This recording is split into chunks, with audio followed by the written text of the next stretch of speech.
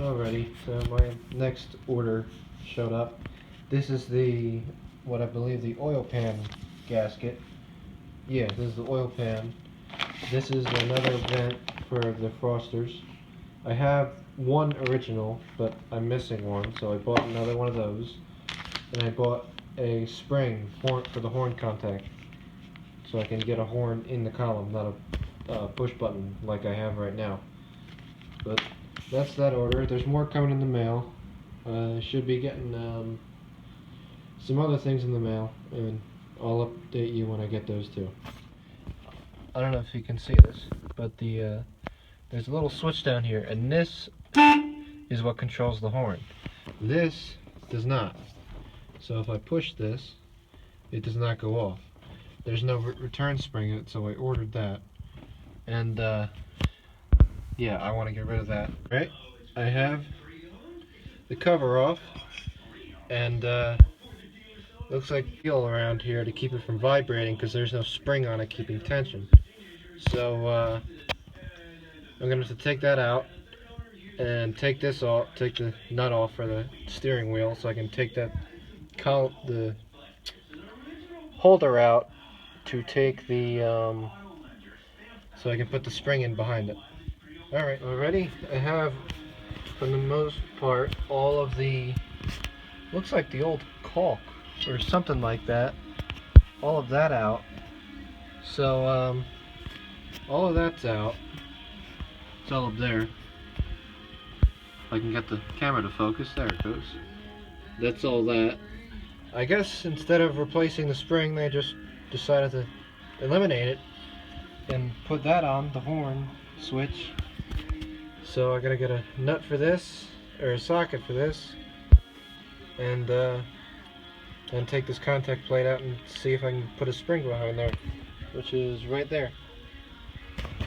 And I have a nice light now, so I should be getting some more light in my videos so you can see what I'm actually doing. Alrighty, see ya. Alrighty, so I have the contact plate off. Looks like there's some more white caulk on there.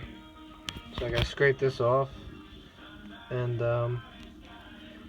obviously it's been a while since this was ever opened. There's all sorts of dust. And I mean, that looks to be in pretty good condition. Except I'm missing, you probably can't see down there because there's no light, but there's the bottom of it, and it looks like that is where the spring needs to go for contact. So I'm going to try that and see how it goes. Alrighty, so I just ran into a problem. I don't know if you can see, but that's the cap, or the top of it, and it's still in there. And if I look at the new one, that's supposed to come out. So I think what I'm going to do is I'm going to get a drill bit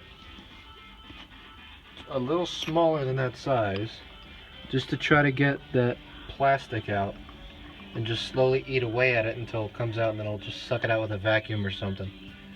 Alrighty, let me go do that. Alrighty, I got the old one out, or whatever was left of it. The base was the only thing I could get. All the plastic was just dry, cracked, and gone. I couldn't do anything with it, and it disintegrated. So that's all I got. Here's the new one.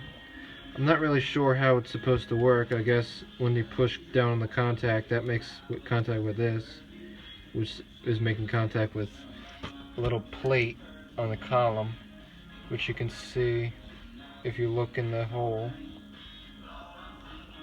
But I guess that travels through here, and the electricity just jumps through the spring. But then you got to push down on this, which is spring loaded. So I'm a little not confused, but perplexed how everything's supposed to go together. But I'm still working on it. Alright. Alrighty, so I just took a cover off of the column, and it revealed this wire. Well, most of it. This cover came off. The screw was on there real tight, but I was able to get it off. And I think this is the horn wire, because there's nothing really else going to the column, and it feels like it's loose and could come out, but... Okay, so after a lot of work, I was able to snake this new wire through. The old wire is shot. The solder came off and the end is disintegrating. So I ran a new wire through. That's going to be hot. I still have it hooked up to the original, well, the switch I got it with. What I'm going to do is I'm going to use this switch as a kill switch in case something messes up when I'm driving and I hit the horn and it gets stuck on. I'm going to use this as a backup and just flip that switch where it, just use it as a kill switch, where I'll use this as power and this I'll run the yellow wire to, like that. So if it gets stuck, I'll just flip that and I'll just use the kill switch. But I'm still going to be able to use this as the horn. It's not hooked up yet, the wire's on the floor. But it was a lot of work, a lot of tinkering, but we're almost there. I'm gonna wrap it up for tonight, and then I'll be done tomorrow. All right, everybody.